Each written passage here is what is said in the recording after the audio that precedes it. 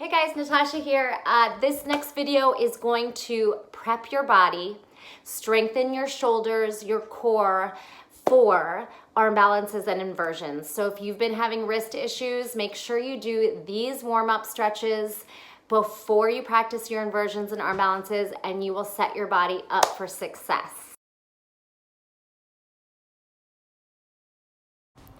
To prepare for arm balances and inversions, it's really important to stretch out the fingers and the wrists. I like to prop up onto my fingers, rock from side to side. Also, keeping in mind that the fingers are your brakes. So you want to really be active through your entire palm and spread the fingers as wide as possible. That will give you more space to balance on. Flip the palms upside down, wiggle the fingers.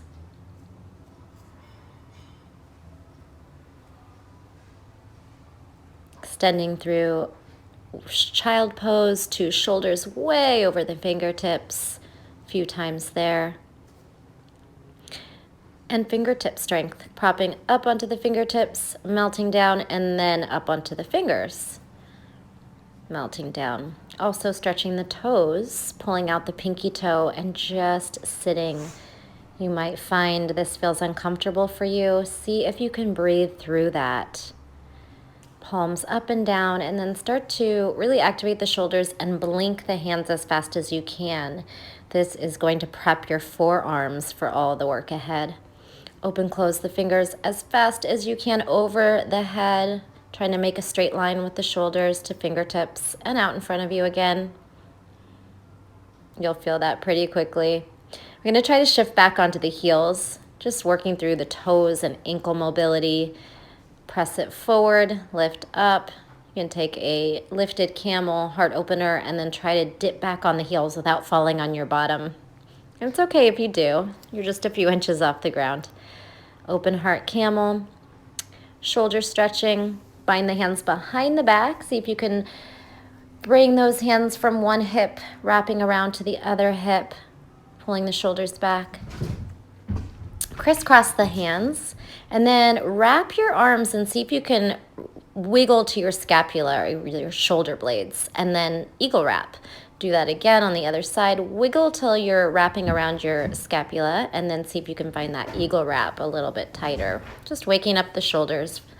So we're doing hands, fingers, wrists, and of course through the feet. And hamstrings are so important because you need to be able to reach the ground in order to get the feet over the head. So let's just take some time to let the neck and back hang and the hamstrings to find space, tailbone to sky. The more you can activate the quads and engage the legs, the more you'll be able to find space in the hamstrings, and just let gravity take over. Then practice shifting weight from hands to toes, maybe some little tiny baby tuck jumps, keeping the knees into the chest. Remember to spread the fingers wide.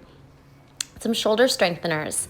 Take upside down push-ups, downward facing dog push-ups, fingertips slightly in, crown of the head to the earth, hovering. And then we'll take down dog to dolphin. Try to go into chaturanga from there. Back to dolphin, to chaturanga, back to dolphin. Remember to breathe. These are hard. We'll try to press through this time.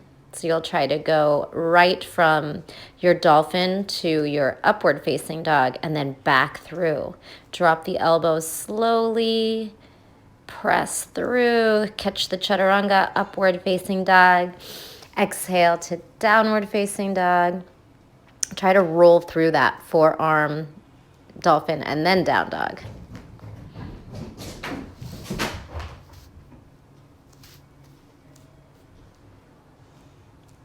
Good. Forearms. Keeping the elbows shoulder width apart is the most important thing here. We're trying to build strength in the shoulders, not splay the elbows out. And then practice just some little pendulum swings, trying to kick and jump. Get the hips over the shoulders. Get the hips up. Practice pushing the elbows down. You maybe catch a second of air. You can also try to bring the palms together and see what that grip feels like in your body, and then some kick switches.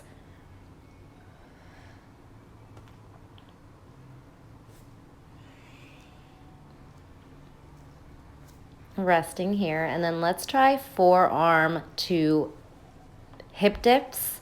Again, just core and shoulder strengthening, which is so important for any inversion or arm balance practice. Some side forearm plank, we'll do some dips, and then try to abduct the top leg here. You could keep the knee bent to make it a little easier, or straight. Switching sides, some hip dips, a few times there.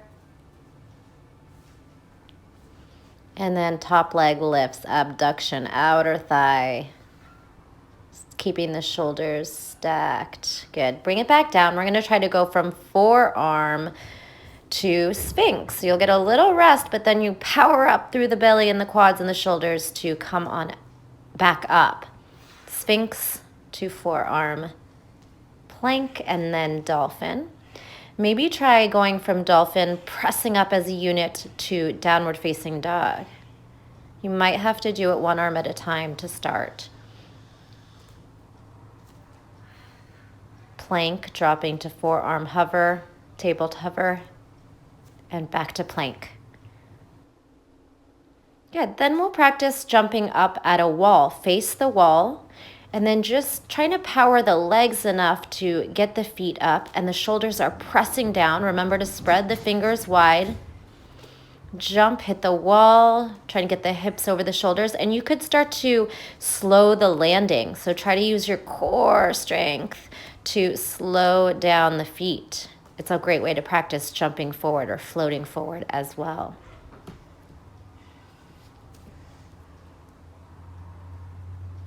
Good, a little child's pose at the wall, getting the hips over the shoulders and down, practicing that, and then maybe lifting one leg and then the other. The longer you can hold your strong, straight arms, the more strength you're building for when you're freestanding in your handstand.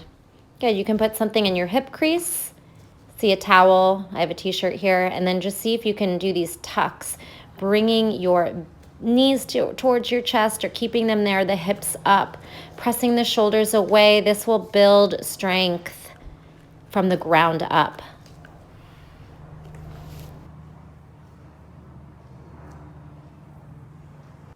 Thank you so much. I hope this video was helpful. Please like if you want to continue to see more of these, and subscribe to my channel. And you can always give me comments, feedback, and let me know what else you want to see from me. Have a wonderful day.